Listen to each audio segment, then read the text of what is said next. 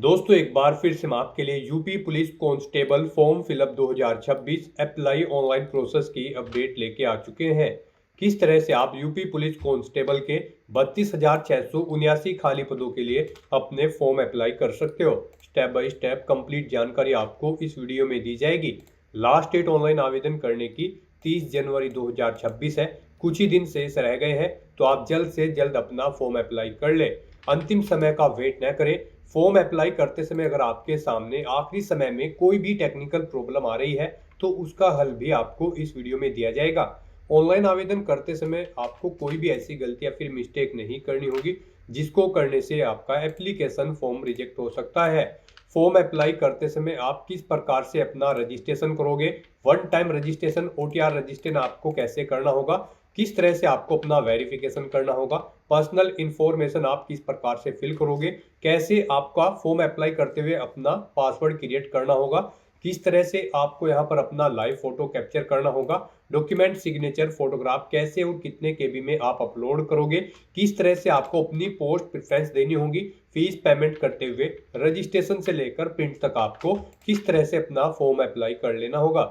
पूरी जानकारी के लिए आपको ये वीडियो शुरू से लेके एंड तक बिना स्किप किए हुए देखनी होगी। इस वीडियो को पूरा देखने पर ही आपके सभी सवाल और डाउट क्लियर होंगे। तो चलिए दोस्तों, बिना कोई वक्त कमाए शुरू करते हैं UP police constable form fill up 2026 की पूरी जानकारी।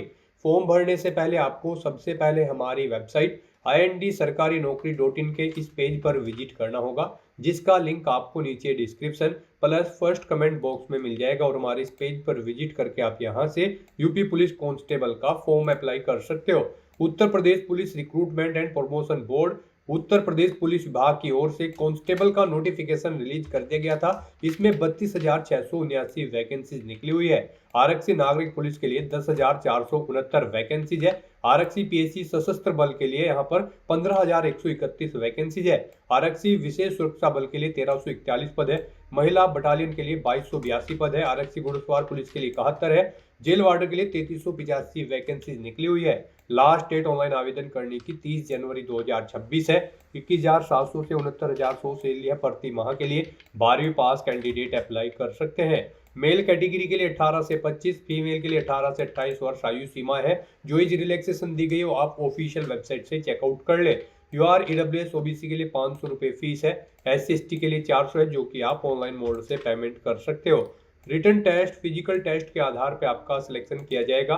फिजिकल डिटेल की अगर बात की जाए तो इसमें आप हाइट चेकआउट कर सकते हो। मेल फीमेल के लिए कैटेगरी वाइज चेस्ट और रनिंग की कंप्लीट डिटेल दे दी गई है, जो आप वीडियो को पॉज करके यहां से चेकआउट कर सकते हो। ऑनलाइन अप्लाई कर सकते हो। यूपी जॉब लोकेशन है UPPRPB.in की ऑफिशियल वेबसाइट है, जिससे आप फॉर्म फिल कर सकते हो। इंपोर्टेंट लिंक सेक्शन के अंतर्गत ऑफिशियल नोटिफिकेशन पीडीएफ लिंक पर क्लिक करके आप इसकी पीडीएफ भी डाउनलोड कर सकते हो। इसमें आपको यहाँ पर पोस्ट वाइज और कैटेगरी वाइज वैकेंसीज देखने को मिल जाएगी। अलग अलग पोस्ट के लिए यहाँ पर आपको वैकेंसीज की इंफॉर्मेशन दे दी गई है।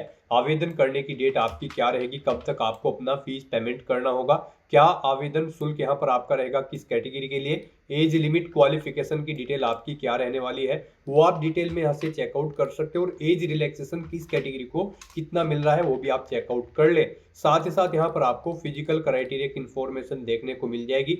इसमें हाइट आपकी क्या रहेगी, क्या आपकी चेस्ट रहेगी, कितनी आपको रनिंग करनी होगी। मेल और फीमेल के लिए आपको कंप्लीट डिटेल हिंदी में यहाँ पर प्रोवाइड करा दी गई है। फॉर्म अप्लाई करते समय आप अपना वन टाइम रजिस्ट्रेशन कैसे करोगे, कैसे आपको उसमें डिटेल फिल करनी होगी, डॉक्यूमेंट फोटोग्राफ आपको कैसे कितने केबी में अपलोड करना होगा, कैसे आप अपना लाइव फोटो कैप्चर करोगे, सिग्नेचर आपको कैसे और कितने केबी में अपलोड करने होंगे, पूरी गाइडलाइंस आपको यहाँ पर दे दी गई है। और इसी पीडीएफ के एंड में आपको ये पूरा पैटर्न सिलेबस आपको डिटेल में प्रोवाइड करा दिया गया है। तो फॉर्म अप्लाई करने से पहले आपको नोटिफिकेशन की पीडीएफ रीड आउट करना अनिवार्य है। इसको पूरा पढ़ने से ही आपके सभी सवाल और डाउट क्लियर होंगे। पीडीएफ रीड आउट करने के बाद में आपको अप्लाई ऑनलाइन के इस लिंक पर क्लिक करना होगा, तो आपके सामने ऑनलाइन आवेदन करने का ये ऑफिशियल पोर्टल ओपन हो जाएगा। यहाँ पर आने के बाद आपको कुछ जनरल इंस्ट्रक्शंस दिए गए हैं। अपना ओटीआर करने से पहले आपको इन्हें केयरफुली रीड करना है। उसके बाद आपको ओके के इस ऑप्शन पर क्लिक करना है। फिर आपके सामने यहाँ पर उत्तर प्रदेश पुलिस की वेबसाइट ओपन हो जाएगी। यहाँ पर गाइज, अगर आपने पहले से रजिस्ट्रेशन कर रखा है तो आपको लॉगिन करके अपना फॉर्म अप्लाई करना है। लॉगिन करने के लिए आपके पास 3 ऑप्शन है। आप यहाँ पर लॉगिन विद अकाउंट, या फिर लॉगिन विद आधार आईडी, या फिर लॉगिन विद डिजी लॉकर के ऑप्शन पर क्लिक करके इन तीनों ऑप्शन में से किसी भी एक ऑप्शन का यूज करते हुए लॉगिन करके अपना फॉर्म अप्लाई कर सकते हो। और अगर आप यहाँ पर इस पोर्टल के थ्रू किसी भी भर्ती के लिए फर्स्ट टाइम अप्लाई करने जा रहे हो तो सबसे पहले यहाँ पर आपको अपना वन टाइम रजिस्ट्रेशन करना होगा। उसके लिए यहाँ पर आपको for new users create your one time registration OTR account में रजिस्टर हियर के इस ऑप्शन पर क्लिक करना है और अपना वन टाइम रजिस्ट्रेशन करना है और उसके बाद आपको अपने फॉर्म अप्लाई करने होंगे। तो आप रजिस्टर हियर के इस ऑप्शन पर क्लिक करें, आपके सामने यहाँ पर रजिस्ट्रेशन का इंटरफेस ओपन हो जाएगा। अब गाइस यहाँ पर आपको अपना ईमेल एड्रेस एंटर करना है, फिर आपको अपना मोबाइल नंबर एंटर करना है, उसके बाद आपको जनरेट ईमेल OTP और जनरेट मोबाइल OTP के ऑप्शन पर क्लिक करना है। फिर आपकी ईमेल ID और मोबाइल नंबर पर OTP आएंगे, वो OTP आपको यहाँ पर एंटर करने हैं और उसके बाद आपको वेरीफाई एंड प्रोसीड के इस ऑप्शन पर क्लिक करके अपनी ईमेल ID और मोबाइल नंबर को वेरीफाई करना है। इस तरह से यहाँ पर आपका मोबाइल नंबर और ईमेल ID सक्सेसफुली वेरीफाई हो जाएगी। फिर यहाँ पर आपको अपना वेरिफिकेशन कंप्लीट करना है। सबसे पहले यहाँ पर आपको चेकबॉक्स को ओके करना है कि यहाँ पर आपने अपनी 18 साल आयु कंप्लीट कर ली है। फिर यहाँ पर आपको अपनी सहमति प्रदान करनी है अपनी वेरिफिकेशन के लिए। उसके लिए आपको ये डिटेल हिंदी और इंग्लिश में प्रोवाइड कराई गई है। आप किसी भी लैंग्वेज में रीड करने के बाद यहाँ पर इस चेकबॉक्स को ओके करें। सुनना चाहते हैं तो इस ऑप्शन पर क्लिक करके आप इस डिटेल को सुन भी सकते हैं और फिर आप अपनी सहमति यहाँ पर प्रोवाइड करा सकते हैं। उसके बाद यहाँ पर आपको अपना वेरिफिकेशन करना है। यहाँ पर आप अपना वेरिफिकेशन दो तरह से कर सकते हो। आप आधार के थ्रू अपना वेरिफिकेशन कर सकते हो या फिर डिजी लॉकर के थ्रू आप अपना वेरिफिकेशन यहाँ पर कर सकते हो। और अगर आपके पास आधार और डिजी लॉकर नहीं है तो इनके बिना भी यहाँ पर आप अपना रजिस्ट्रेशन कर सकते हो। उसके लिए आपको I am not currently registered with Aadhaar और डिजी लॉकर के ऑप्शन पर क्लिक करना है और अपनी डिटेल्स यहाँ पर आपको मैन्युअली एंटर करते हुए अपनी वेरिफिकेशन यहाँ पर कंप्लीट कर लेनी होगी, अपना रजिस्ट्रेशन करना होगा। तो यहाँ पर हम आपको बता दें सबसे बेस्ट ऑप्शन आपके लिए आधार वेरिफिकेशन का रहेगा। यहाँ पर हम आपको सजेस्ट करेंगे आप आधार के थ्रू अपना वेरिफिकेशन कर लें। यहाँ पर बाद में भी आपको अपना वेरिफिकेशन करना होगा आधार के थ्रू। जब आप किसी भी भर्ती के लिए अप्लाई करेंगे तो हम आपको सजेस्ट करते हैं आप आधार के थ्रू अपना वेरिफिकेशन यहाँ पर कंप्लीट करें। तो जैसे ही यहाँ पर आप वेरिफिकेशन थ्रू आधार के इस ऑप्शन पर क्लिक करेंगे फिर आपके सामने कुछ इस तरह से इंटरफेस होगा। अब यहाँ पर आपको अपना आधार नंबर एंटर करना है। उसके बाद आपको जनरेट आधार OTP के ऑप्शन पर क्लिक करना है। फिर आपके रजिस्टर्ड मोबाइल नंबर पर एक OTP आएगा जिससे आपका आधार कार्ड लिंक है, वो OTP आपको यहाँ पर एंटर करना है। और फिर गाइज आपको वेरीफाई एंड प्रोसीड के इस ऑप्शन पर क्लिक करते हुए आधार के थ्रू अपना वेरिफिकेशन कंप्लीट कर लेना है। इस तरह से यहाँ पर आपका आधार वेरिफिकेशन सक्सेसफुली कंप्लीट हो जाएगा। फिर यहाँ पर आपको अपनी नेशनलिटी सिलेक्ट कर लेनी है इंडिया। उसके बाद यहाँ पर आपको आपके आधार के अकॉर्डिंग कुछ चीज़ें आपकी ऑटोमेटिकली फिल मिल जाएगी, जैसे कि आपका नाम, आपकी डेट ऑफ बर्थ, आपका जेंडर और फिर यहाँ पर बस अब आपको अपने फादर का नाम एंटर करना है। उसके बाद यहाँ पर आपको अपनी 10वीं क्लास की डिटेल प्रोवाइड करनी है। यहाँ पर आपको अपना नाम एंटर करना है आपकी 10वीं की मार्कशीट के अकॉर्डिंग, यानी कि जो आपका नाम आपकी 10वीं की मार्कशीट में है वो एज इट इज आपको यहाँ पर टाइप करना है। फिर यहाँ पर आपको अपनी डेट ऑफ बर्थ एंटर करनी है अपनी 10वीं की मार्कशीट के अकॉर्डिंग DDMMYY फॉर्मेट में। उसके बाद यहाँ पर आपको अपना जेंडर सिलेक्ट करना है। उसके बाद यहाँ पर आपको अपने फादर का नाम दोबारा से टाइप करना है अपनी हाई स्कूल की मार्कशीट के अकॉर्डिंग। इस तरह से अपनी डिटेल प्रोवाइड करने के बाद फिर आपको प्रोसीड के ऑप्शन पर क्लिक करना है। नेक्स्ट यहाँ पर आपको अपना पासवर्ड क्रिएट करना है। यहाँ पर आपके पासवर्ड के लिए आपको गाइडलाइन दी गई है। आपका पासवर्ड कम से कम 8 कैरेक्टर का होना चाहिए और ये अल्फा न्यूमेरिक फॉर्मेट में होना चाहिए। मीन्स आपके पासवर्ड में कम से कम एक अपर केस कैरेक्टर, एक लोअर केस कैरेक्टर, एक इंटीजर नंबर और एक स्पेशल कैरेक्टर जैसे कि @ या फिर डॉलर होना चाहिए। तो इस फॉर्मेट में यहाँ पर आपको अपना पासवर्ड एंटर करना है। हम यहाँ पर आपको सैंपल के तौर पर दिखा रहे हैं। यहाँ पर आप अपने अकॉर्डिंग अपना पासवर्ड एंटर करें। वही पासवर्ड आप यहाँ पर कंफर्म पासवर्ड फील्ड में एंटर करें। उसके बाद I am not a robot के चेकबॉक्स को ओके करें और फिर गाइज आप preview and create an account के इस ऑप्शन पर क्लिक कर दें। फिर यहाँ पर आपने जो डिटेल प्रोवाइड कराई है उसका पूरा प्रीव्यू यहाँ पर आपको शो कर दिया गया है। आपको सभी डिटेल्स केयरफुली चेकआउट करनी है। कहीं पर कोई मिस्टेक है तो आप एडिट बटन पर क्लिक करके एडिट कर सकते हो, नहीं तो यहाँ पर बस अब आपको इस चेकबॉक्स को ओके करना है और फिर गाइड क्रिएट एन अकाउंट के इस ऑप्शन पर क्लिक कर देना है। फिर आपके सामने मैसेज शो होगा कि यहाँ पर खाता बनाने के बाद आप अपना ईमेल आईडी और मोबाइल नंबर कभी भी चेंज नहीं कर पाओगे अगर यहाँ पर आप प्रोसीड ऑप्शन पर क्लिक कर देते हैं। और अगर आप चेंज आउट करना चाहते हैं तो इस मैसेज को कट करें और एडिट करके अपना मोबाइल नंबर या फिर ईमेल आईडी आप चेंज कर सकते हैं। तो यहाँ पर अगर सभी चीज़ें ओके हैं तो अब यहाँ पर आपको प्रोसीड के इस ऑप्शन पर क्लिक कर देना है। इस तरह से यहाँ पर आपका यूपी पुलिस की इस वेबसाइट पर one time registration successfully complete हो चुका है। अब यहाँ पर आपको लॉगिन करने के लिए 3 ऑप्शन दिए गए हैं। आप यहाँ पर इनमें से किसी का भी यूज करते हुए अपने डैशबोर्ड में लॉगिन करके यूपी पुलिस की आने वाली भर्तियों के लिए अपना फॉर्म अप्लाई कर सकते हो। इन फ्यूचर में जो भी भर्तियां आएंगी बस यहाँ पर अब आपको इन तीनों ऑप्शन में से किसी भी ऑप्शन का यूज करते हुए लॉगिन करके अपने फॉर्म अप्लाई कर लेने हैं। यहाँ पर आप लॉगिन विद अकाउंट के ऑप्शन पर क्लिक करके लॉगिन कर सकते हो, लॉगिन विद आधार आईडी के थ्रू आप लॉगिन कर सकते हैं, या फिर आप third option login with DigiLocker option का क्लिक करते हुए भी अपने डैशबोर्ड में लॉगिन करके अपने फॉर्म अप्लाई कर सकते हो। गाइस यहाँ पर जैसे ही आप लॉगिन विद अकाउंट इस ऑप्शन पर क्लिक करेंगे आपके सामने कुछ इस तरह से इंटरफेस होगा। यहाँ पर आने के बाद आपको अपना मोबाइल नंबर या फिर ईमेल आईडी एंटर करनी है, अपना पासवर्ड आपको एंटर करना है जो पासवर्ड आपने क्रिएट किया है। फिर यहाँ पर आपको I am not a robot के चेकबॉक्स को ओके करना है और उसके बाद आपको लॉगिन के इस ऑप्शन पर क्लिक करते हुए अपने डैशबोर्ड में लॉगिन कर लेना है। लॉगिन ऑप्शन पर क्लिक करते ही आपके सामने 2 फैक्टर ऑथेंटिकेशन का ये मोड ओपन होगा।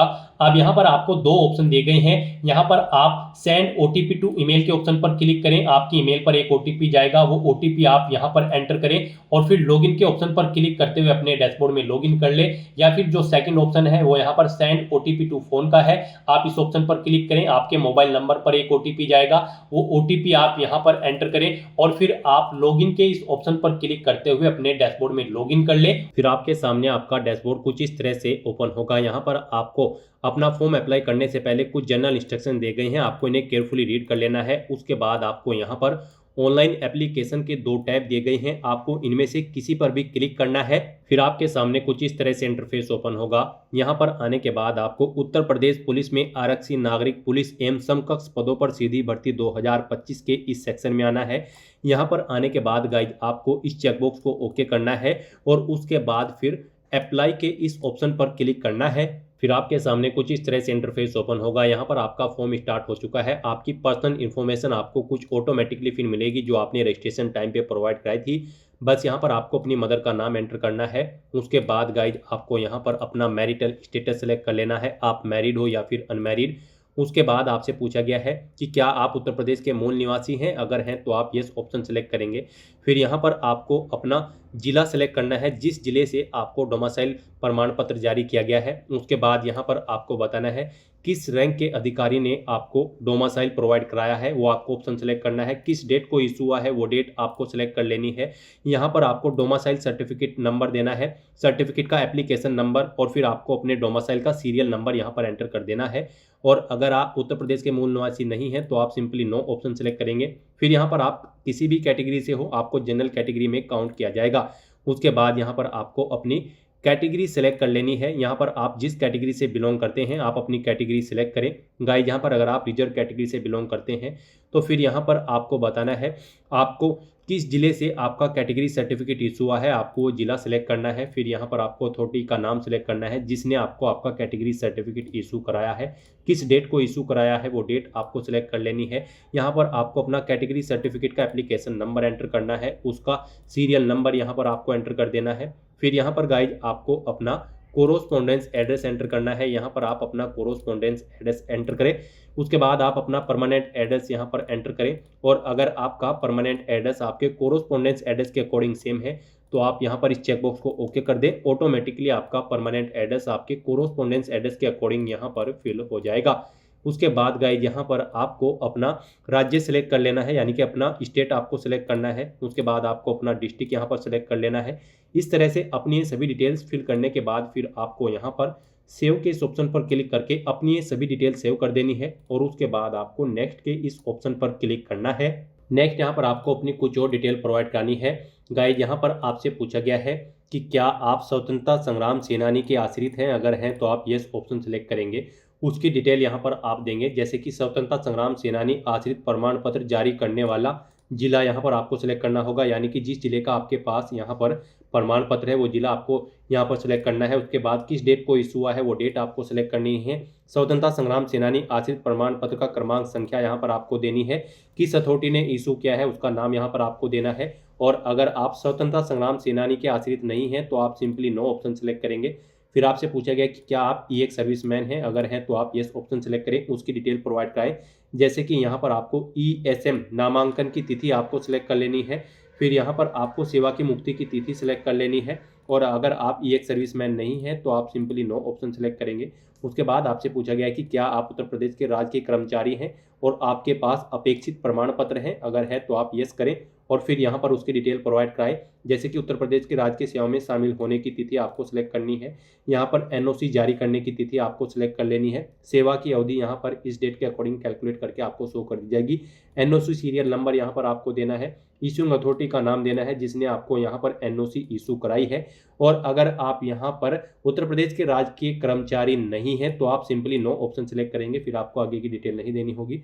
फिर आपसे पूछा गया कि क्या आपने कम से कम 3 साल के लिए होमगार्ड के रूप में सेवा की है, अगर की है तो आप यस करेंगे, नहीं की है तो आप नो ऑप्शन सेलेक्ट करेंगे। इस तरह से अपनी डिटेल प्रोवाइड करने के बाद गाइज आपको फिर यहाँ पर सेव के इस ऑप्शन पर क्लिक करके अपनी ये सभी डिटेल सेव कर देनी है। और फिर आपको यहाँ पर नेक्स्ट के इस ऑप्शन पर क्लिक करना है। नेक्स्ट यहाँ पर आपको अपनी एजुकेशनल क्वालिफिकेशन की डिटेल प्रोवाइड करनी है। गाइस यहाँ पर यूपी पुलिस कांस्टेबल की इस भर्ती में पार्टिसिपेट करने के लिए आपका 12वीं क्लास पास आउट होना जरूरी है या फिर इसके इक्विवेलेंट क्वालिफिकेशन आपकी होनी चाहिए। तो यहाँ पर आपको अपनी 10वीं और 12वीं क्लास की डिटेल देनी है। गाइस यहाँ पर अगर आपने इस पोर्टल के थ्रू पहले भी किसी भर्ती के लिए अपना फॉर्म अप्लाई किया है और उसमें आपने अपनी 10वीं क्लास की डिटेल प्रोवाइड कराई होगी तो वो डिटेल यहाँ पर आपको ऑटोमेटिकली फिर मिलेगी। इसमें अगर आप कुछ एडिट करना चाहते हैं तो आप पेंसिल के इस ऑप्शन पर क्लिक करके आप एडिट कर सकते हैं। और अगर आप फर्स्ट टाइम अप्लाई कर रहे हो तो फिर आपको यहाँ पर 10th स्टैंडर्ड के इस ऑप्शन पर क्लिक करके अपनी 10वीं क्लास की डिटेल यहाँ पर ऐड कर देनी होगी। और अगर आपने ऑलरेडी ऐड कर रखी है यानी कि आपने पहले से कभी किसी भर्ती के लिए इस पोर्टल के थ्रू अप्लाई किया है कोई भी फॉर्म, तो फिर आपको बस यहाँ पर 12वीं क्लास की डिटेल ऐड करनी होगी। उसके लिए अब आपको यहाँ पर 12th स्टैंडर्ड और इक्विवेलेंट के इस ऑप्शन पर क्लिक करना है और यहाँ पर आपको अपनी 12वीं क्लास की डिटेल प्रोवाइड करनी है। सबसे पहले यहाँ पर आपको बोर्ड का नाम सेलेक्ट करना है, जिस बोर्ड से आपने अपनी 12वीं क्लास पास आउट की है, कब आपने पास आउट की है वो यहाँ पर डेट आपको सेलेक्ट कर लेनी है। अपना 12वीं का रोल नंबर यहाँ पर आपको एंटर करना है, सर्टिफिकेट का सीरियल नंबर आपको यहाँ पर एंटर करना है और उसके बाद आपको ऐड के इस ऑप्शन पर क्लिक करके अपनी 12वीं क्लास की डिटेल इस तरह से यहाँ पर आपको ऐड कर देनी है। इसी तरह से यहाँ पर आप अपनी 10वीं क्लास की डिटेल भी ऐड कर सकते हो। तो इस तरह से यहाँ पर आपको अपनी क्वालिफिकेशन की डिटेल ऐड करनी है। इस तरह से यहाँ पर अपनी 10वीं और 12वीं क्लास की डिटेल ऐड करने के बाद गाइज आपको फिर नेक्स्ट के इस ऑप्शन पर क्लिक करना है। नेक्स्ट यहाँ पर आपको अपने डॉक्यूमेंट अपलोड करने हैं। गाइज यहाँ पर आपको अपना कास्ट सर्टिफिकेट अपलोड करना है अगर आप रिजर्व कैटेगरी से बिलोंग करते हैं। फिर आपको अपना डोमिसाइल सर्टिफिकेट अपलोड करना है। उसके बाद आपको अपनी 10वीं क्लास की सर्टिफिकेट, मार्कशीट, 12वीं क्लास का सर्टिफिकेट और मार्कशीट अपलोड करने हैं। इनके लिए आपको यहाँ पर ये एरो की के ऑप्शन दिए गए हैं, आप इन ऑप्शन पर क्लिक करके अपने इन डॉक्यूमेंट्स को अपलोड कर सकते हो। इनके लिए आपको गाइडलाइन भी दी गई है। जैसे ही आप इन एरो की के ऑप्शन पर क्लिक करेंगे आपके सामने ये पॉपअप शो होगा, यहाँ पर आप चेकआउट कर सकते हो। आपके डॉक्यूमेंट यहाँ पर 1 MB से कम होने चाहिए और ये यहाँ पर PDF फॉर्मेट में होने चाहिए। तो अपने इन डॉक्यूमेंट्स को अपलोड करने के लिए आपको ब्राउज के इस ऑप्शन पर क्लिक करना है, फाइल को सेलेक्ट कर लेना है और फिर आपको सेव के ऑप्शन पर क्लिक करके 1 by 1 करके अपने सभी डॉक्यूमेंट्स को यहाँ पर अपलोड कर देना है। इस तरह से यहाँ पर अपने सभी डॉक्यूमेंट अपलोड करने के बाद फिर आप व्यू के इन ऑप्शन पर क्लिक करके आप इन्हें व्यू भी कर सकते हैं। गलती से कोई डॉक्यूमेंट गलत अपलोड हो गया है तो आप डिलीट के इन ऑप्शन पर क्लिक करके आप इन्हें डिलीट भी कर सकते हैं। इस तरह से यहाँ पर आपको अपने ये सभी डॉक्यूमेंट अपलोड कर देने हैं। उसके बाद गाइस यहाँ पर आपको अपना लाइव फोटो कैप्चर करना है। उसके लिए आपको यहाँ पर कैप्चर लाइव इमेज के इस ऑप्शन पर क्लिक करना है। फिर आपके सामने कुछ इस तरह से इंटरफेस शो होगा। अब आपको यहाँ पर इस सर्कल में अपना फेस रखना है और आपको यहाँ पर अपने पलकों को झपकाना है और कैप्चर के इस ऑप्शन पर क्लिक करते हुए यहाँ पर आपको अपना लाइव फोटो कैप्चर कर लेना है अपने वेब कैमरा या फिर मोबाइल के थ्रू। इस तरह से यहाँ पर आप अपना लाइव फोटो कैप्चर कर सकते हैं। फोटो कैप्चर करते समय यहाँ पर आपको कुछ चीज़ों का ध्यान रखना होगा। यहाँ पर जब आप अपना फोटो कैप्चर करेंगे आपका चेहरा बिल्कुल स्पष्ट होना चाहिए, किसी तरह से किसी आभूषण वगैरह या फिर कपड़े से ढका हुआ नहीं होना चाहिए। फोटो कैप्चर करते समय यहाँ पर आपको जिस स्थान पर आप अपना फोटो कैप्चर करेंगे वहाँ पर सिंपल बैकग्राउंड होना चाहिए और प्रॉपर वे में लाइट होनी चाहिए। आपको अपने चेहरे पर कोई सनग्लासेस वगैरह नहीं पहनना है, कानों में कोई ईयरफोन्स वगैरह नहीं लगाने हैं। यहाँ पर आपको ये इंस्ट्रक्शन दी गई हैं, इन्हें ध्यान में रखते हुए आपको अपना फोटो कैप्चर करना है। साथ ही साथ गाइज आपको यहाँ पर कुछ सैंपल भी दिए गए हैं। यहाँ पर सैंपल ऑफ फ्यू रिजेक्टेबल फोटोज आपको यहाँ पर इस ऑप्शन पर क्लिक करना है और चेकआउट कर लेना है कि किस तरह के फोटो आपके एक्सेप्टेबल होंगे और किस तरह के फोटो यहाँ पर आपके एक्सेप्टेबल नहीं होंगे। तो जैसे ही आप इस ऑप्शन पर क्लिक करेंगे आपके सामने ये पॉपअप शो होगा, यहाँ से आप चेकआउट कर सकते हो। इस फॉर्मेट में आपके फोटो एक्सेप्टेबल नहीं होंगे, यहाँ पर आपको बता दिया गया है, और केवल इस फॉर्मेट में यहाँ पर आपका फोटो एक्सेप्टेबल होगा। आपको सर्कल के बीचों बीच अपना फेस रखना है, प्रॉपर वे में लाइट रखनी है, तभी आपका फोटो यहाँ पर एक्सेप्टेबल होगा। तो इस फॉर्मेट में आपका फोटो एक्सेप्टेबल होगा। तो इन इंस्ट्रक्शंस को ध्यान में रखते हुए यहाँ पर आपको अपना लाइव फोटो कैप्चर कर लेना है अपने वेब कैमरा या फिर मोबाइल फोन के थ्रू। उसके बाद यहाँ पर आपको अपने सिग्नेचर अपलोड करने हैं। सिग्नेचर यहाँ पर आपके 5 KB से 20 KB के बीच में होने चाहिए, जेपीजी या फिर जेपीईजी फॉर्मेट में होने चाहिए। आपको एक व्हाइट पेपर पर ब्लैक या फिर ब्लू इंक पेन से अपने सिग्नेचर करने हैं, और सिग्नेचर अपलोड करने के लिए आपको यहाँ पर ब्राउज के इस ऑप्शन पर क्लिक करना है, फाइल को सेलेक्ट कर लेना है और अपने सिग्नेचर भी यहाँ पर आपको अपलोड कर देने हैं। इस तरह से अपना फोटो, सिग्नेचर और डॉक्यूमेंट अपलोड करने के बाद गाइज आपको फिर सेव के इस ऑप्शन पर क्लिक करके अपने इन सभी डॉक्यूमेंट्स को सेव कर देना है, और फिर आपको यहाँ पर नेक्स्ट के इस ऑप्शन पर क्लिक करना है। नेक्स्ट यहाँ पर आपको अपनी पोस्ट प्रेफरेंस देनी है। यहाँ पर आप जिस पोस्ट को जिस नंबर पर प्रेफरेंस देना चाहते हैं उसके सामने उसी नंबर पर आप प्लस के ऑप्शन पर क्लिक करेंगे। मान लीजिए यहाँ पर आप आरएक्सी पीएससी सशस्त्र पुलिस पुरुष, constable PSC arm police male को जो सेकंड नंबर पर है इसे आप फर्स्ट नंबर पर प्रेफरेंस देना चाहते हैं, तो इसे आप फर्स्ट नंबर पर क्लिक करें। यहाँ पर इसे फर्स्ट नंबर पर प्रेफरेंस दिया जाएगा। तो यहाँ पर आप जिस पोस्ट के सामने जिस नंबर पर प्लस के ऑप्शन पर क्लिक करेंगे उसे उसी नंबर पर यहाँ पर प्रेफरेंस दिया जाएगा। इस तरह से यहाँ पर आपको 1 बाय 1 करके अपनी पोस्ट प्रेफरेंस ऐड कर देनी है। उसके बाद यहाँ पर आपको इस चेकबॉक्स को ओके करना है। फिर यहाँ पर आपको अपनी प्रीफरेंशियल क्वालिफिकेशन की डिटेल देनी है, यानी अधिमानी अर्हता की डिटेल देनी है। यहाँ पर आपसे पूछा गया है कि क्या आपके पास O लेवल का सर्टिफिकेट है कंप्यूटर में DOEACC या फिर NIELIT सोसाइटी से। अगर है तो आप यस करेंगे और फिर यहाँ पर अपना वो सर्टिफिकेट आप अपलोड करेंगे। आपको ब्राउज के ऑप्शन पर क्लिक करना है, फाइल को सिलेक्ट कर लेना है और अपना ये सर्टिफिकेट यहाँ पर आपको अपलोड कर देना है। इसका साइज यहाँ पर 1024 KB से कम यानी कि 1 MB से कम होना चाहिए। PDF फॉर्मेट में आपकी ये फाइल होनी चाहिए। और अगर आपके पास यहाँ पर ये सर्टिफिकेट नहीं है तो आप सिंपली नो के इस ऑप्शन पर क्लिक करेंगे। फिर आपसे पूछा गया है कि क्या आपने प्रादेशिक सेना में न्यूनतम 2 वर्षों तक सेवा की है, अगर की है तो आप यस करें। और फिर यहाँ पर आप अपना सर्विस सर्टिफिकेट अपलोड करें, 1 MB से कम उसका साइज होना चाहिए। आपको ब्राउज के ऑप्शन पर क्लिक करते हुए अपना ये सर्टिफिकेट यहाँ पर अपलोड कर देना होगा। और अगर आपने सेवा नहीं की है तो आप सिंपली नो ऑप्शन सेलेक्ट करेंगे। फिर आपसे पूछा गया कि क्या आपके पास यहाँ पर NCC का B सर्टिफिकेट है, अगर है तो यस करें और उसे अपलोड करें, नहीं है तो आप नो ऑप्शन सेलेक्ट करें। उसके बाद आपको डिक्लेरेशन सेक्शन में आना है। इन सभी डिटेल्स को 1 बाय 1 करके आपको केयरफुली रीड कर लेना है और फिर इन चेकबॉक्सेस को आपको 1 बाय 1 करके ओके करना है। उसके बाद यहाँ पर आपको कुछ अपनी एडिशनल डिटेल्स प्रोवाइड करनी है। यहाँ पर आपसे कहा गया है कि क्या आप घोषणा करते हैं या करती हैं कि आप अविवाहित है या फिर विधुर है या फिर विधवा है, या आपके द्वारा केवल एक ही जीवित जीवन साथी है, आप यह भी घोषणा करते हैं या करती हैं। तो यहाँ पर आपको इन डिटेल्स को रीड आउट कर लेना है और यहाँ पर आपको येस या नो में अपने आंसर्स प्रोवाइड करा देने हैं। आपको इन सभी डिटेल्स को 1 बाय 1 करके रीड आउट करके अपने आंसर्स येस या नो में प्रोवाइड करा देने हैं। फिर गाइस यहाँ पर आपको अपना पैलेस एंटर करना है। उसके बाद यहाँ पर आपको फिर प्रीव्यू एप्लीकेशन के इस ऑप्शन पर क्लिक करना है। फिर यहाँ पर आपको आपके एप्लीकेशन फॉर्म का पूरा प्रीव्यू शो कर दिया गया है। आपको सभी डिटेल्स केयरफुली चेकआउट करनी है, इसे नीचे स्क्रॉल डाउन करना है। उसके बाद आपको इस चेकबॉक्स को ओके करना है। कहीं पर कोई मिस्टेक है तो आप गाइस यहाँ पर एडिट के इस ऑप्शन पर क्लिक करके एडिट कर सकते हैं, और अगर सभी चीज़ें ओके हैं तो बस यहाँ पर अब आपको सबमिट के इस ऑप्शन पर क्लिक कर देना है। फिर आपके सामने ये पॉपअप शो होगा। यहाँ पर आपसे कहा गया है फीस पेमेंट करने से पहले आप अपने एप्लीकेशन फॉर्म में जितनी बार चाहें आप एडिट कर सकते हैं, लेकिन फीस पेमेंट करने के बाद आप अपने फॉर्म में एडिट नहीं कर सकते हो। तो यहाँ पर अब आपसे कहा गया है कि क्या अब आपको अपना फॉर्म सबमिट करना है। तो यहाँ पर अगर आप अपना फॉर्म सबमिट करना चाहते हैं तो आप सबमिट के इस ऑप्शन पर एक बार फिर से क्लिक कर दें। तो इस तरह से यहाँ पर आपका एप्लीकेशन फॉर्म सक्सेसफुली सबमिट हो जाएगा। यहाँ पर आपका फॉर्म तो सबमिट हो चुका है, लेकिन कंसीडर इसे आपके फीस पेमेंट के बाद ही किया जाएगा।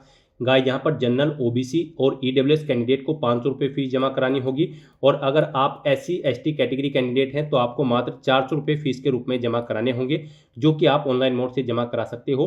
फीस पेमेंट करने के लिए गाइस अब आपको यहाँ पर पे विद एसबीआई ई पे के इस ऑप्शन पर क्लिक करना है। फिर आपके सामने ये पॉपअप शो होगा। अब आपको इस चेकबॉक्स को ओके करना है और उसके बाद आगे बढ़ें /प्रोसीड के इस ऑप्शन पर क्लिक कर देना है। फिर आपके सामने फीस पेमेंट का ये इंटरफेस ओपन होगा। यहाँ पर आप debit card, credit card, prepaid card या फिर नेट बैंकिंग या फिर यूपीआई के माध्यम से अपना फीस पेमेंट कर सकते हो। यहाँ पर आपके लिए सबसे बेस्ट और इजी ऑप्शन यूपीआई का रहेगा, तो आप यूपीआई के इस ऑप्शन पर क्लिक करें। उसमें भी आपके पास फीस पेमेंट करने के लिए 2 ऑप्शन है। आप अपनी यूपीआई आईडी यहाँ पर एंटर करके अपना फीस पेमेंट कर सकते हो। आप एंटर यूपीआई आईडी के इस ऑप्शन पर क्लिक करें, यहाँ पर अपनी यूपीआई आईडी एंटर करें। उसके बाद आप यहाँ पर वैलिडेट यूपीआई आईडी के ऑप्शन पर क्लिक करते हुए अपना फीस पेमेंट कर दें, या फिर आप क्यूआर कोड के थ्रू भी अपना फीस पेमेंट कर सकते हैं। आप यूपीआई क्यूआर के इस ऑप्शन पर क्लिक करें और फिर गाइड आप यहाँ पर पे नाउ के इस ऑप्शन पर क्लिक करें। फिर आपके सामने ये क्यूआर कोड शो होगा। आप इसे अपने यूपीआई क्यूआर कोड स्कैनर से स्कैन करें और अपना फीस पेमेंट कर दें। सक्सेसफुली फीस पेमेंट करते ही यहाँ पर आपके एप्लीकेशन फॉर्म की सभी टास्क कंप्लीट हो जाएगी। उसके बाद आपको अपने एप्लीकेशन फॉर्म का एक हार्ड कॉपी प्रिंट आउट ले लेना है फ्यूचर यूज के लिए, फ्यूचर रेफरेंस के लिए, और आप अपने डैशबोर्ड में भी जाकर चेकआउट कर सकते हो कि आपका फॉर्म सक्सेसफुली सबमिट हो चुका है या फिर नहीं। तो दोस्तों ऐसे आप यूपी पुलिस कांस्टेबल की इस भर्ती के लिए अपने फॉर्म अप्लाई कर सकते हो बिना कोई मिस्टेक किए हुए। आज की इस वीडियो में बस इतना ही। आई होप ये वीडियो आपको पसंद आई होगी। अगर पसंद आई हो तो इसे लाइक और शेयर करें। चैनल पर नए हो तो इसे सब्सक्राइब कर लें। Thanks for watching.